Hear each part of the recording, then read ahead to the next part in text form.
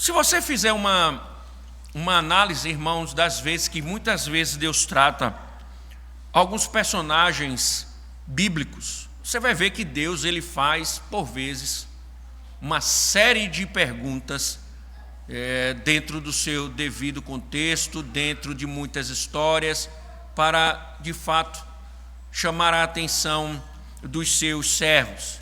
E é curioso porque Deus fazendo perguntas, né?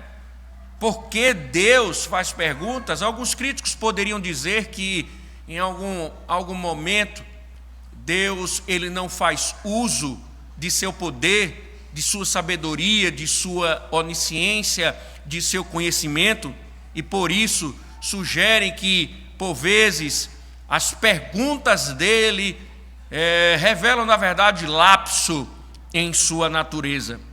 Mas esse liberalismo, meus irmãos, está longe de responder de fato o que as Escrituras mostram quando Deus está a indagar alguém. E, com toda certeza, as Escrituras não têm a intenção de mostrar que Deus tem algum tipo de dúvida. Então, por exemplo, quando Deus, logo no início da queda do homem, indaga a Adão: onde estás? Na verdade, irmãos, essa é uma forma de Deus mostrar ao homem, e neste caso a Adão, a dimensão de sua transgressão, a dimensão do pecado. Então, quando nós olhamos para as Escrituras, Deus dialogando com alguém e enchendo de perguntas, como fez com Jó, por exemplo, Deus, na verdade, está nos ensinando algo, expondo a nós os nossos íntimos, como quando somos culpados, por exemplo, pelo pecado ou pela desobediência. Então, não se admire quando você encontrar Deus fazendo perguntas em muitas narrativas. E todas as vezes que lermos Deus questionando, perguntando, nós devemos sim perguntar o que Deus quer ensinar através dessas indagações. E aqui, meus irmãos, em Jonas capítulo 4, Jonas estava irado, como nós vimos, diante de tudo que estava acontecendo. Ele não aceitava que um povo pervertido fosse alvo da graça de Deus, fosse agraciado pelo Senhor, mas o texto nos mostra que Deus está a ensinar ainda o profeta sobre este tema, o tema da graça. E Jonas precisava aprender sobre a graça do Senhor, assim como nós precisamos. E uma boa maneira de Deus ensinar sobre esta graça foi fazendo perguntas que levassem Jonas a refletir sobre o tema. E a partir dessas perguntas, Deus ensina ao profeta aspectos maravilhosos a respeito da graça. Então, meus irmãos, esse é um texto que nos ensina muito sobre uma graça que nós tanto falamos, mas talvez não conhecemos. É um texto para nos mostrar, através de toda essa retórica, esses questionamentos do Senhor, é um texto para nos ensinar a respeito da graça, que nós muitas vezes falamos, enchemos a boca para falar dela, mas talvez nós não a conhecemos como de fato Deus as tem ou a tem revelado. E Deus vai fazer isso, vai ensinar o profeta a respeito de sua graça, a respeito de sua misericórdia, a respeito de sua compaixão, nesse texto, lhe fazendo várias perguntas. E podemos recordar, meus irmãos, a primeira delas no versículo de número 4 e 5. Veja que ele diz: e o Senhor disse: você acha que é razoável essa sua raiva? Então Jonas saiu da cidade, sentou-se no lugar a leste da mesma. Ali construiu um abrigo, sentou-se na sombra para ver o que aconteceria com a cidade. O que nós vimos, e conforme observamos na narrativa, Jonas estava certo de que sua ira era justa, que Deus estava agindo de forma equivocada ao derramar a sua graça ao favor, ou sendo favorável para com uma cidade pervertida. E certo disso, a Escritura diz que ele montou uma cabana ao leste da cidade e esperava no calor do dia para ver o que aconteceria na cidade que agora está arrependida. O curioso é que, mais uma vez, diante de ações impensadas, erradas de Jonas, Deus reage. E a resposta divina foi fazer com que uma planta ela crescesse sobre a cabeça do profeta. Porém, no outro dia, o texto diz que Deus enviou um verme para atacar e matar a planta. E o texto nos mostra, novamente, que Jonas ele ficou tão insatisfeito com isso, que ele disse, é melhor morrer do que viver. Podemos ver isso mais especificamente no versículo 8. Veja que ele diz: quando o sol nasceu, Deus fez soprar um vento leste muito quente. O sol bateu na cabeça de Jonas, de maneira que ele quase desmaiou. Então pediu para morrer, dizendo: para mim é melhor morrer do que viver. Então veja que diante desse episódio, Jonas também fica desgostoso, insatisfeito com o que aconteceu, dizendo: eu prefiro morrer do que viver diante disso. Então Deus faz uma segunda pergunta. Veja o verso de número 9. Então Deus perguntou a Jonas: você acha que é razoável essa sua raiva por causa da planta? Jonas respondeu: é tão razoável que até quero morrer. Notem, irmãos, Deus não está com dúvida de nada aqui. Deus está a indagar o profeta visando um único propósito diante de tudo o que está acontecendo. Veja, Jonas viu a graça de Deus, Jonas pregou na cidade, viu Deus responder graciosamente. Jonas não gostou, Jonas se retira na expectativa de ver o julgamento de Deus ser derramado em virtude de um possível falso arrependimento. Nesse isolamento, Deus faz crescer uma árvore para cobrir a cabeça de Jonas. Deus depois faz secar a árvore e Jonas fica insatisfeito com tudo. O Senhor, na verdade, irmãos, está expondo o egoísmo do profeta. Porque se você notar, Jonas ele ficou muito feliz com a árvore. Volte no verso 6. Veja, então o Senhor Deus fez crescer uma planta por cima de Jonas, para que fizesse sombra sobre sua cabeça, a fim de o livrar do seu desconforto. E Jonas ficou muito contente por causa da planta. O que chama a atenção, irmãos, é que Jonas ele não se alegrou quando Deus abençoou a pregação dele e fez com que milhares de pessoas fossem convertidas. Ele não se alegrou quando pecadores se arrependeram diante do Senhor. O texto está dizendo que antes ele se ausentou, ficou de longe na expectativa de um fracasso da atuação da graça divina. Mas o texto diz que quando a árvore brotou e a sombra chegou à sua cabeça, ele se alegrou com a árvore. Notem aqui, meus irmãos, o que o texto está a nos mostrar. Possivelmente, a narrativa está nos mostrando que Jonas de fato fez uma cabana, mas um material não era um material apropriado para o sol escaldante da Mesopotâmia. E Deus, graciosamente, fez de forma sobrenatural. Veja, Deus mais uma vez age sobrenaturalmente.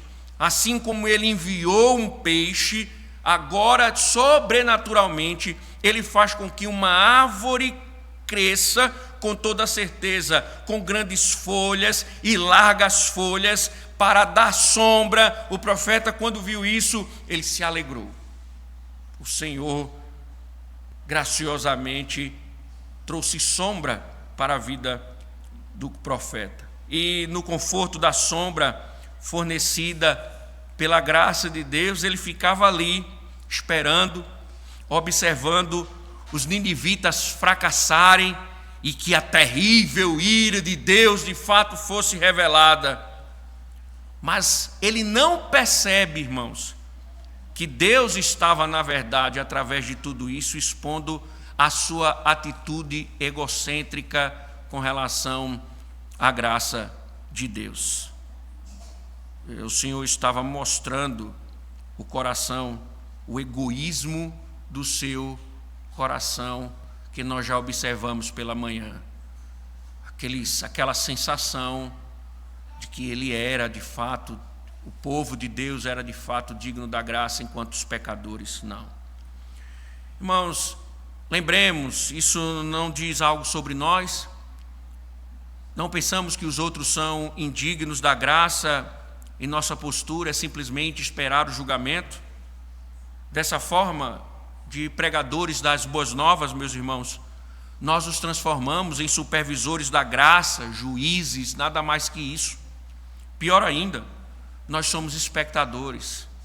Olhamos, nós vemos o pecado, e muitas vezes um pecado à nossa volta, e ficando, aguardando que Deus julgue, enquanto Ele espera que seu povo se junte a Ele em sua sombra de salvação.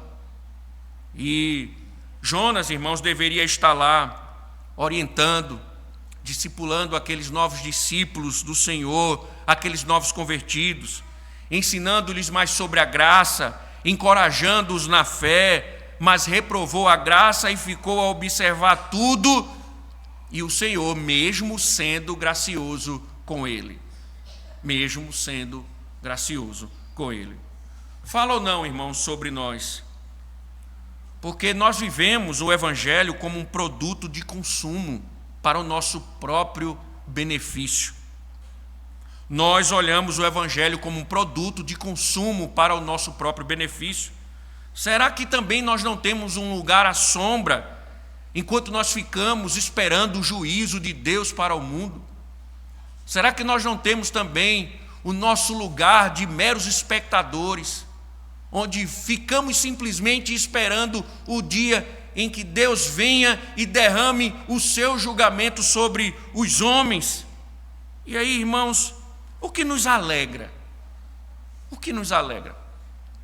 Somos gratos pela graça de Deus para conosco, felizes com qualquer sinal da graça em nossas vidas, enquanto os outros, meus irmãos, veja quanta hipocrisia, meus irmãos. O profeta estava sendo alvo da graça mais uma vez, mas estava na expectativa de que aquela cidade fosse julgada pelo Senhor. E é por vezes, irmãos, é assim. Nós nos alegramos quando as misericórdias de Deus se estendem sobre nossas vidas, mas ficamos tristes quando os outros não são destruídos. Nós nos alegramos quando estamos sendo alvos da graça, quando o Senhor nos coloca num lugar de sombra, enquanto nós observamos a destruição dos outros com grande expectativa. E esse texto tem muito a nos dizer, porque Deus tinha um plano para a planta de Jonas, e esse propósito de Deus, esse plano de Deus com relação ao que Ele faz com relação à planta, que nós aprendemos bastante. Voltemos e vejamos o verso número 7 e novamente o verso número 8. Mas no dia seguinte, ao amanhecer, Deus enviou um verme que atacou a planta e ela secou. Quando o sol nasceu, Deus fez soprar um vento leste muito quente. O sol bateu na cabeça de Jonas, de maneira que ele quase desmaiou. Então pediu para morrer, dizendo: para mim é melhor morrer do que viver. E isso levou Jonas, irmãos, a fazer a pergunta no verso Deus, na verdade, a fazer a segunda pergunta, verso 9. Então Deus perguntou a Jonas: você acha que é razoável essa sua raiva por causa da planta? Jonas respondeu: é tão razoável que até quero morrer. Aqui, irmãos, então nós vamos perceber o ponto da narrativa dessa segunda parte. Primeiro, nós observamos que Deus continua a lidar com o profeta. E aqui, irmãos, mais uma vez chama a atenção, porque as expressões Deus enviou, Deus soprou, isso é muito comum em todo o livro, que Deus fez alguma coisa, isto é, que as circunstâncias externas da experiência de Jonas foram soberanamente criadas por Deus. Tudo que está acontecendo com Jonas desde o começo foram situações em que o próprio Deus, ele age, o próprio Deus trabalha, o próprio Deus faz alguma coisa. Isso é importante, irmãos, porque isso vale para as nossas circunstâncias, sobre a forma como as coisas acontecem ao nosso redor. E também, irmãos, dentro desse princípio, o que nós aprendemos é que Deus é quem está providenciando a libertação dele desde o início. O Senhor liberta, é o Senhor que lhe traz as sombras, o Senhor é quem faz brotar a árvore, o Senhor é quem salva os ninivitas, enfim. Isso vale também para nós, irmãos, porque a nossa vida é nesse ritmo. É Deus quem envia a nossa libertação, é Deus quem envia o nosso momento de frescor, é Deus quem envia o nosso alimento, é Deus quem envia as nossas provações, é Deus quem envia situações complexas, é Deus que envia nossas lutas. Então, no final das contas, nós estamos lidando sempre com Deus, porque é Ele soberanamente apontando até os menores detalhes da nossa vida. Então, observem, é isso que Deus está fazendo com Jonas, governando a rebeldia de Jonas, governando a pregação de Jonas, governando as expectativas de Jonas. Mas ele estava reclamando, irmãos. Ele reclamava. O Senhor estava mostrando sua graça desde o início. E é o que nós fazemos. Nós odiamos a vida que vivemos e passamos a exigir de Deus as bênçãos. Imagine, irmãos, o quanto Deus nos suporta em nossos pecados, reclamando sobre a vida. Jonas está reclamando de tudo. E quanto o Senhor teve que suportar a Jonas. E é nessa graça paciente, irmãos, a paciência de Deus aqui, que Jonas encontra a sua esperança, e que nós encontramos a esperança de perseverarmos na fé, pois o que o texto nos mostra é que nós somos muito parecidos com Jonas em nosso pecado. Quantas vezes, irmãos, Deus poderia ter desistido de nós, como Ele poderia ter desistido de Jonas, mas Ele não desistiu de Jonas e não desiste do seu povo. Deus suporta nossas fraquezas e nosso pecado e nunca desiste da nossa salvação, porque Ele vê o fim a partir do início e sabe da glória que Ele conquistará para si mesmo por meio de sua graça perseverante e paciente. Mas o que está acontecendo aqui, irmãos, é que essa graça que Ele derrama, que sustenta, que faz com que o movimento de Deus, que Deus vá agindo o tempo todo, em todas as circunstâncias na vida de Jonas, mostrava, irmãos, que ele deveria abandonar o seu egoísmo. Jonas não aprendia que ele não era digno da graça de Deus, que o que Deus estava fazendo, mostrando a sua misericórdia, não somente para aqueles pervertidos de Nínive, mas também Deus estava agindo gracioso para com ele. E isso mostra, irmãos, nesse seu egoísmo de que somente ele era digno da graça, somente o povo de Deus, os judeus eram dignos do favor do Senhor. Mostra-se, irmãos, uma pessoa mesquinha e ridícula. No início do capítulo nós vemos, ele queria morrer porque Deus salvou. Agora ele quer morrer porque a planta secou. É interessante, irmãos, nos mostrando que quando somos tomados, meus irmãos, por nossos próprios problemas, a nossa vida espiritual ela seca. Quando nossos olhos somente enxergam as dificuldades, aquilo que queremos, os nossos desejos, a nossa autojustiça, secamos como uma árvore, irmãos. Secamos como uma árvore. Além disso, que pessoa infeliz é Jonas? Note, irmãos, é uma tristeza profunda. O capítulo 4, ele está ressentido no seu egoísmo. Isso é típico, irmãos, de pessoas egocêntricas, porque elas reclamam o tempo todo. Jonas está insatisfeito com tudo que está acontecendo, não sente nenhuma alegria. E pessoas egocêntricas, elas são assim, elas nunca estão satisfeitas, nunca sentem a alegria da vida, não geram alegria nos outros e pouco prezam pela glória de Deus.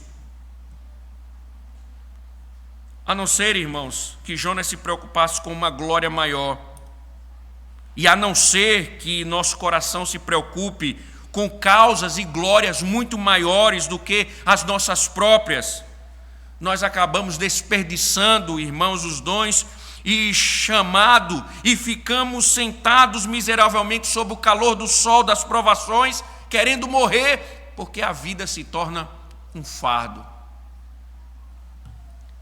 E tudo isso, irmãos, todo esse problema se origina por causa do ódio de Jonas contra Nínive.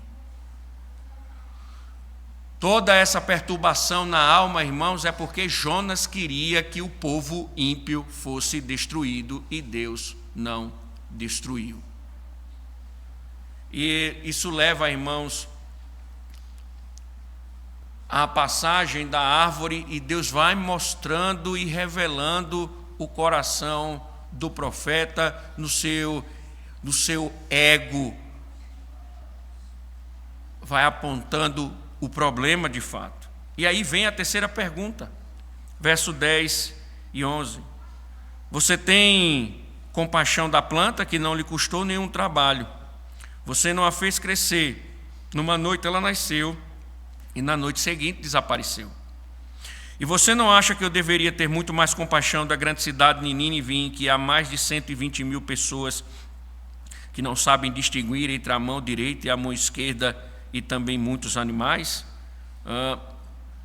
Poderíamos dizer, irmãos, foi um argumento fatal do Senhor, porque Jonas se alegrou com a planta, se irritou com a morte dela. Então Jonas amou sua pequena planta, que crescera sem esforço dele em uma única noite. A graça de Deus fez com que a planta brotasse. A planta era um nada, era frágil. Mas o que Deus está chamando a atenção é que diante de Jonas estava uma cidade grande, repleta de pessoas com almas. E o Senhor diz: não hei eu de ter compaixão da grande cidade de Nínive, em que há mais de 120 mil pessoas? Até mesmo, irmãos, os animais e outras posses eram muito mais importantes do que a planta de Jonas. O Senhor está dizendo que aquelas pessoas não são mais importantes do que a planta? O bem-estar temporal e eterno de milhares não deveria interessar a você, Jonas? Você está preocupado com uma planta, enquanto você não está preocupado com aqueles que estão perecendo? É assim, Jonas? Esse é o seu interesse? É esse o meu interesse? Jonas, irmãos, Deus está chamando a atenção, deveria perceber não só o valor de tantas pessoas e de uma cidade tão grande, mas de ter compaixão da situação delas. Deus descreve, irmãos, a cidade de Nínive como uma cidade que há mais de 120 mil pessoas que não sabem discernir entre a mão direita e a mão esquerda. Isto é, você não deveria ter compaixão, Jonas, de uma cidade ignorante, de uma cidade que não me conhece, de uma cidade que não conhece o meu nome. Eles não têm mais valor, Jonas.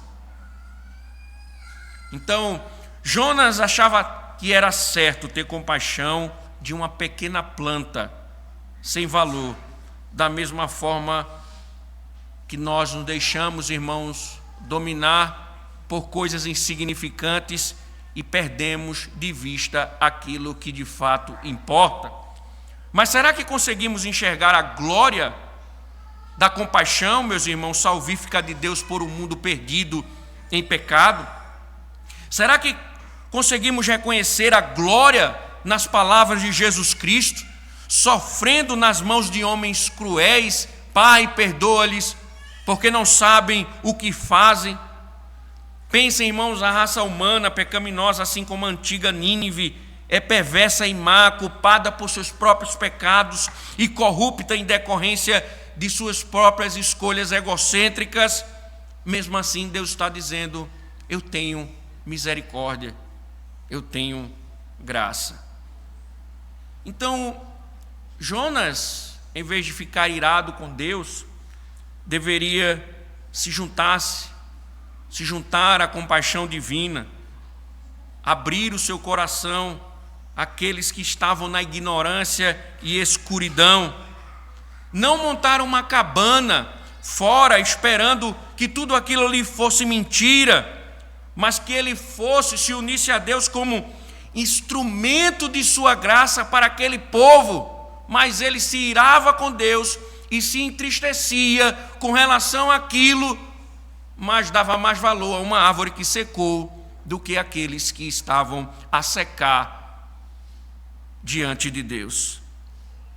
Irmãos, o texto de Jonas nos mostra que Deus tem misericórdia não só daqueles que estão dentro, mas também daqueles que estão do lado de fora. Notem, irmãos, o mundo não é mais mal do que já é, porque a graça de Deus limita a ação do mal. Os homens não padeceram ainda, porque a graça ainda tem sustentado este mundo caído. O mundo não pereceu ainda, porque Deus está sendo gracioso, enquanto nós estamos com a espada embanhada, prontos para matá-los. Deus derrama a sua graça, irmãos, aos de fora. E aprendemos, irmãos, uma coisa: Deus estende sua compaixão salvífica aos mais corruptos e perversos. Não somos nós que determinamos quem será alvo da graça, mas a graça nos mostra que Deus vai até naqueles mais corruptos. Então, que causa maior poderia existir para preencher o nosso coração?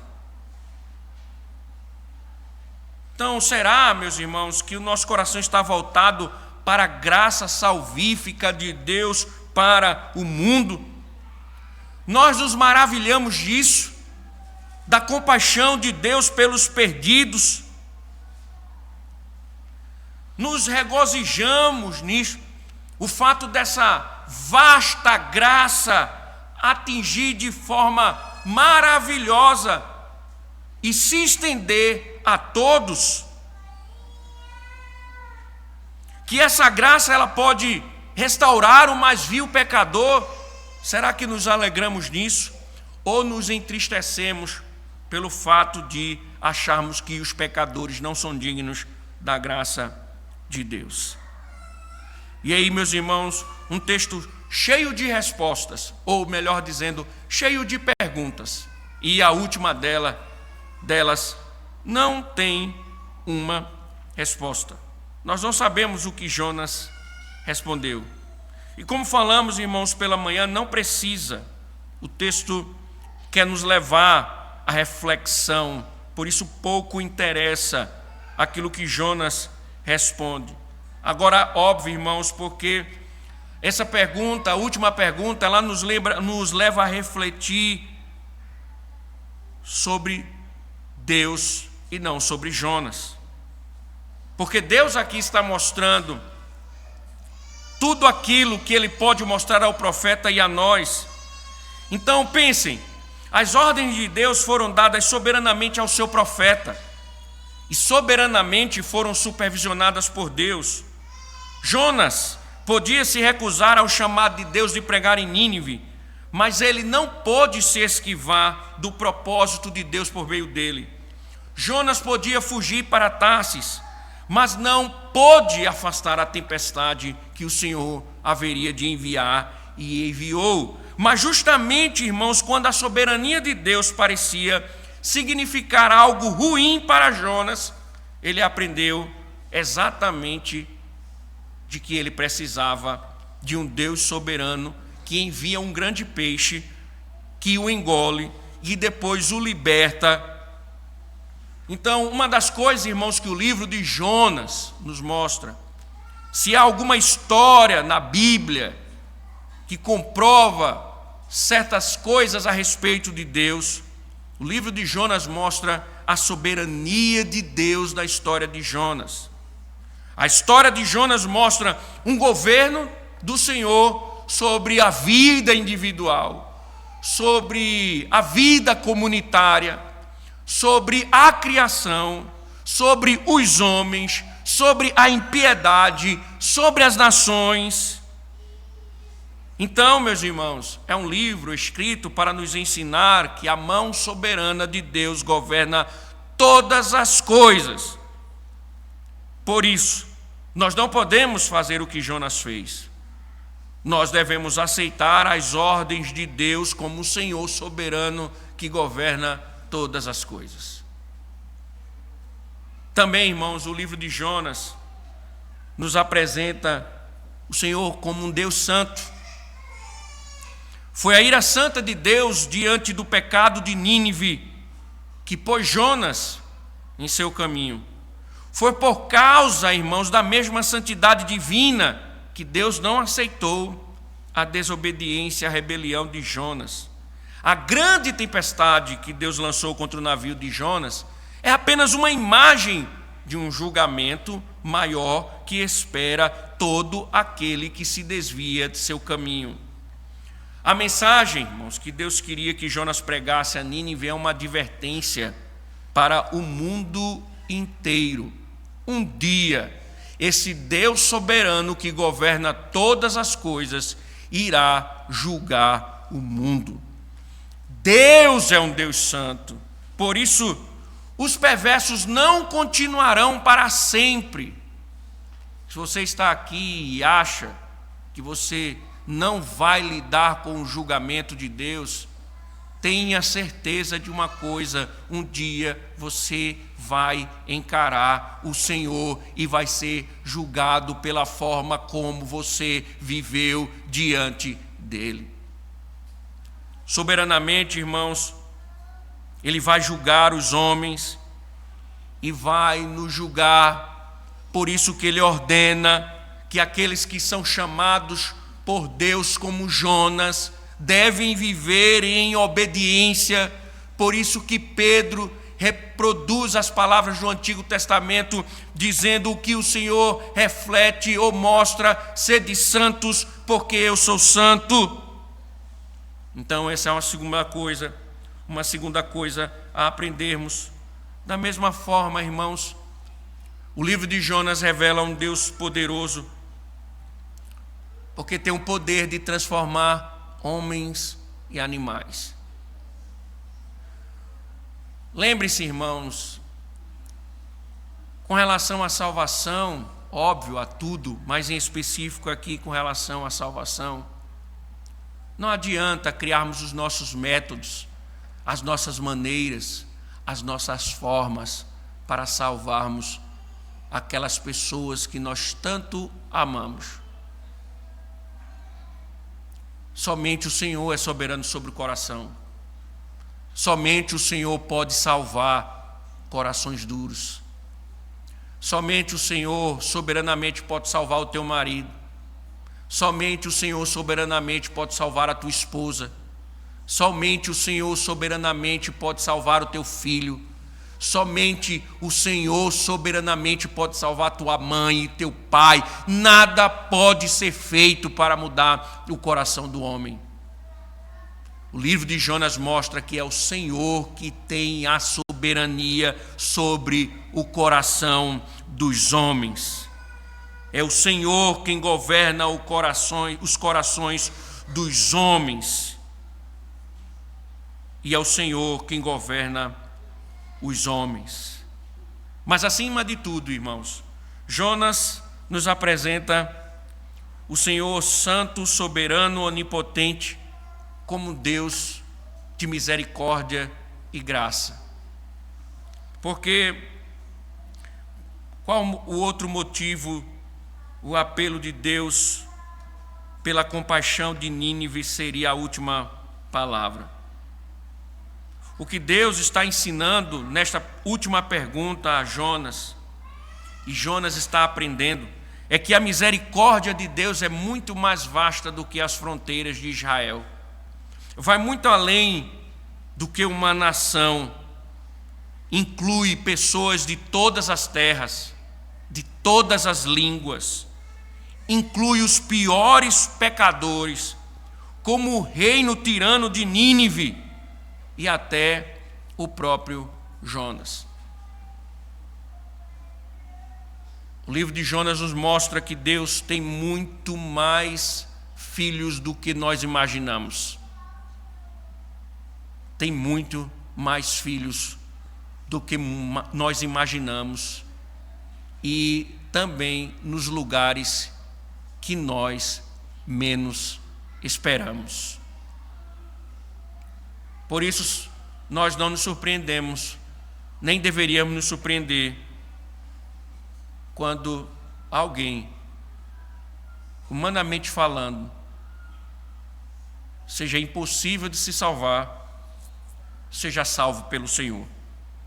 Então, meus irmãos, Jonas nos mostra quão vasta é a misericórdia de Deus. Isso, irmãos, claro, porque o Senhor estava mostrando uma graça que seria consumada futuramente através de Cristo.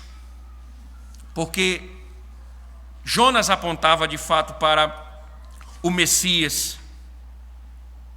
E em Cristo, meus irmãos, todos aqueles, por mais pecadores que sejam, em Cristo todos os homens encontram misericórdia e descobrem misericórdia e ganham vida eterna, como nós lemos aqui em João pela manhã, capítulo 8, lemos João capítulo 9, e é na mesma cruz que Deus nos chama para abandonarmos os nossos egos e para vermos, irmãos, que a graça de Deus ela se estende em compaixão ao mundo.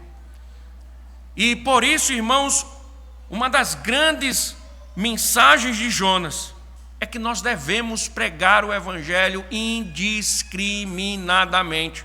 Nós já devemos pregar escolhendo quem merece ouvi-lo, quem merece ser salvo, mas pregar confiante que Deus salvará todos aqueles que se arrependerem, mesmo diante de pecados horríveis. Por isso, se você está nos ouvindo aqui, há uma esperança para você. Você pode ter cometido inúmeros pecados, pecados aos olhos humanos graves, mas a graça de Deus, a compaixão de Deus se estende a todos aqueles que se arrependem. E nós, irmãos, como igreja, nós devemos amar o mundo e pregar a toda a criatura, sabendo, irmãos, que aqueles moribundos, eles podem ser alvo da graça, como também nós somos. Não é típico do Evangelho, irmãos, esse ego. Não é típico do Evangelho essa autojustiça. Nós não somos melhores do que ninguém. O que nos salva é a graça. Porque se Deus fosse agir com justiça, o mais santinho aqui estaria tomando banho de lago de fogo e enxofre. Mas é a graça que faz com que sejamos quem somos. É a graça que nos alimenta. É a graça que nos veste. É a graça que nos assiste. É a graça que nos dá saúde. É a graça que nos traz enfermidades. É a graça que traz complexidades. E nós muitas vezes, irmãos, achamos que somos merecedores de algo, por isso negamos a graça àqueles que precisam de graça como nós precisamos. Irmãos, quem nós somos? Será que aprendemos alguma coisa com o livro do profeta Jonas? Eu espero que sim. Eu espero que sim. Nos dias que vivemos, em que talvez alguns aqui tenham preenchido o coração de soberba, achando que são dignos de alguma coisa, enquanto outros são dignos somente do julgamento divino. Tome cuidado, para que sua alma não seque. Tome cuidado para que Deus não faça secar a árvore e a sombra sobre a sua cabeça. Cuidado para que Deus não julgue você, achando que você é melhor do que os outros. E que Deus tenha misericórdia de você. Que Deus tenha misericórdia de nós. Amém. Obrigado, Senhor, pelas suas misericórdias.